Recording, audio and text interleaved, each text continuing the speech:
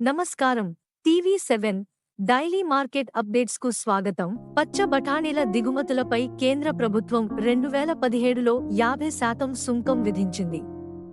అటు తర్వాత 2023 మార్చిలో ఒక సంవత్సరం అనగా మార్చి 2024 వరకు పొడిగించగా మరోసారి అక్టోబర్ 31 వరకు పొడిగించింది.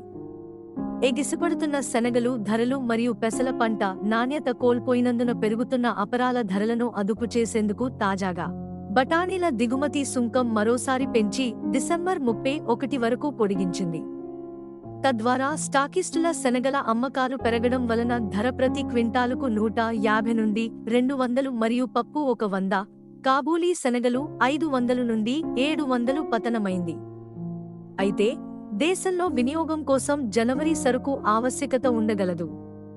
ఇలాంటి పరిస్థితులలో సరుకు దిగుమతి అవుతున్నప్పటికీ ధరలు దూసుకుపోయే అవకాశం ఉంది.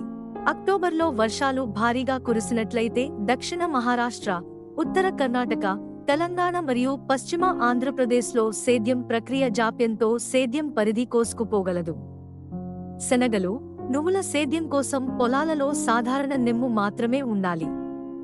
గత వారం ఆంధ్ర ప్రాంతం జెజె శనగలు, సేలం, మదురై, విరుద్నగర్, ఈరోడ్ డెలివరీ 150 తగ్గి 7850, కర్ణాటక సరుకు 7950 నుండి 8050, మహారాష్ట్ర నాణ్యమైన సరుకు 8050 ప్రతి క్వింటాలు ధరతో వ్యాపారమైంది.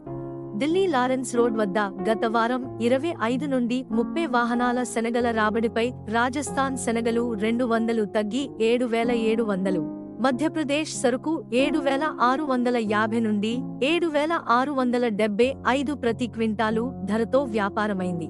ఇండోర్లో దేశీ శనగలు 7500 నుండి 7650 కొమ్మ, డాలర్ శనగలు 12,000 నుండి 14,200, కాబూలీ శనగలు 40 నుండి 42 కౌంట్ 15,800, 42 నుండి 44 కౌంట్ 15,500, 44 నుండి 46 కౌంట్ 15,200.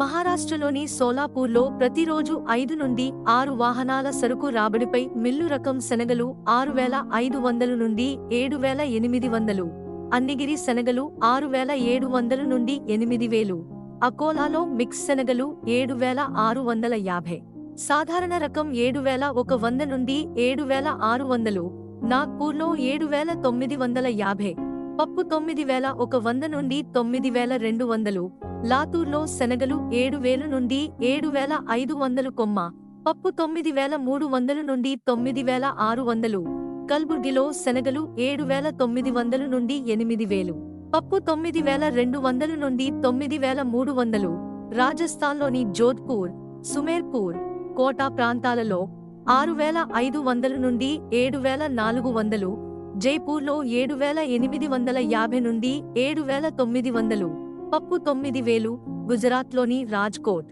జునాగఢ్, దమోహ్ ప్రాంతాలలో శనగలు 6800 నుండి 7250 ధరతో వ్యాపారమైంది. ఇలాంటి మరిన్ని అప్డేట్స్ కోసం వాచ్ చేస్తూనే ఉండండి టీవీ7.